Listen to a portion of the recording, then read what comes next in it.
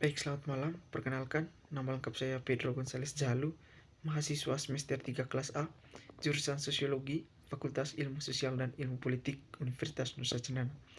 Baik, kali ini saya akan kembali membahas review dari buku yang kelima, yang berjudul After Society, Anthropological Trajectories out of Oxford.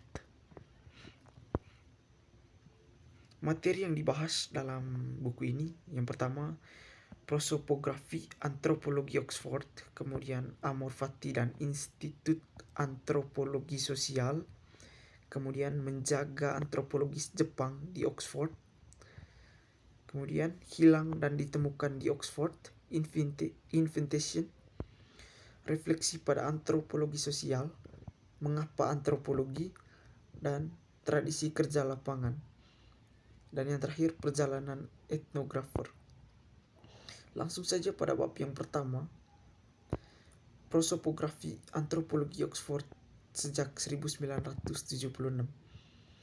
Tujuannya untuk memperkenalkan prosopografi pada secara antropologi dengan membandingkan lintasan dua kohort mahasiswa pasca sarjana antropologi yang diajarkan di Institut Antropologi Sosial di Oxford pada pertengahan 1970-an dan akhir 1980-an.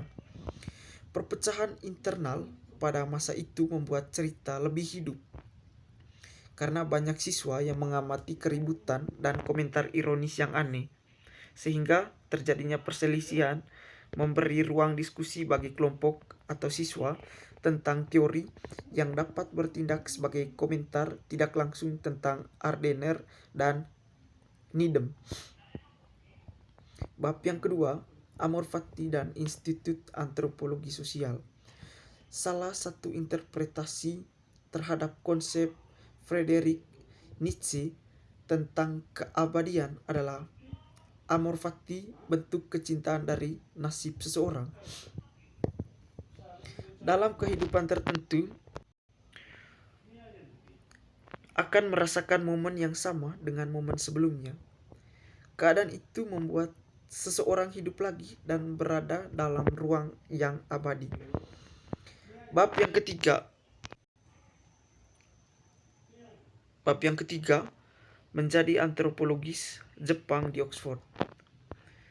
Menjelaskan mengapa seorang siswa memilih untuk tetap tinggal di tempat yang disebut kacau. Hal itu menimbulkan banyak risiko. Autobiografi terhadap kritik narsisme. Autobiografi antropolog dilihat sebagai contoh dari pengakuan sebuah paparan dari kekurangan manusia seperti dalam kasus buku harian Malinowski tahun 1989, dengan demikian mengungkapkan kehilangan kendali. Bab yang keempat, hilang dan ditemukan di Oxford. Mengangkat persoalan yang berkaitan dengan kesulitan keuangan dan lainnya dalam menyelesaikan kursus penuh studi antropologis di Oxford selama tahun 1970-an hingga 1980-an. Penurunan jumlah posisi akademik yang tersedia bagi mereka yang telah menyelesaikan studi. Mendefinisikan diri sebagai radikal. Melihat Oxford sebagai tempat yang tidak nyaman. Bab yang kelima, inventation. Pencapaian sebagai sebuah kepantasan. University College London didirikan untuk memerangi hierarki ekstrim yang mendominasi kehidupan Oxbridge. Yang keenam, refleksi pada antropologi sosial. Yang pertama, antropologi sebagai filsafat. Pendekatan humanis, filosofis, dan kadang-kadang dekonstruksionis memandang antropologi sebagai meditasi pada sifat kemanusiaan dan berbagai aspek atau perwujudan hubungan dengan lingkungan, persepsi objek dan manusia lainnya yang membentuknya.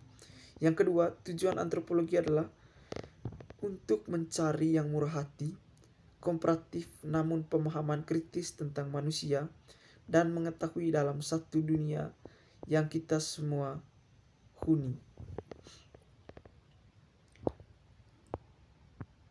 Yang kedua, antropolog menjadi spesialis regional, menjadi semakin ahli dalam sejarah, linguistik, dan etnografi hal-hal kecil dari wilayah tertentu di dunia.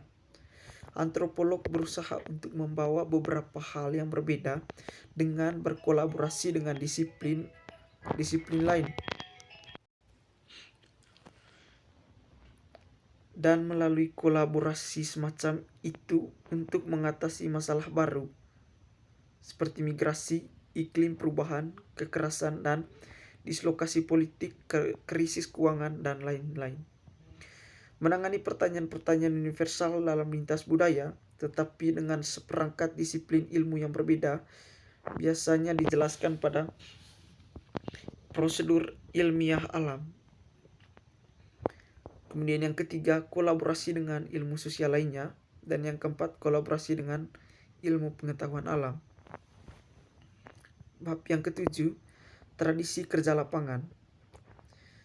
Ada beberapa bagian berkaitan dengan tradisi kerja lapangan. Yang pertama, ide untuk menyelidiki kerja lapangan multitemporal adalah hasil dari komitmen mendalam untuk tujuan kerja lapangan.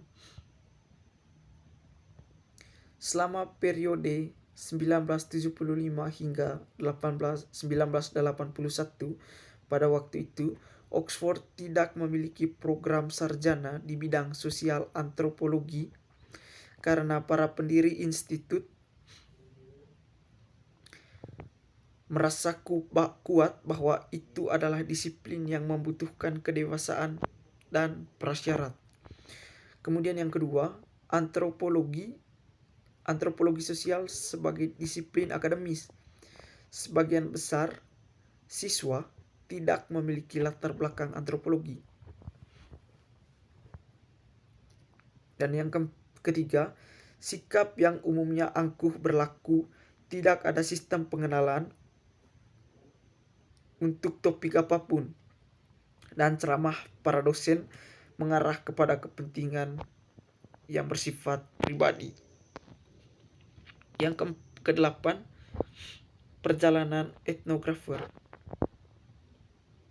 Perjalanan etnografer dimulai dari orang-orang Santasi memiliki bentuk transhuman musim panas yang tidak biasa. Itu merupakan bahasa pilihan sehari-hari mereka. Pedesaan tradisi utuh, tempat yang sempurna pada etnografer Oxford pada tahun 1970-an. Bab yang ke-9, mengapa antropologi?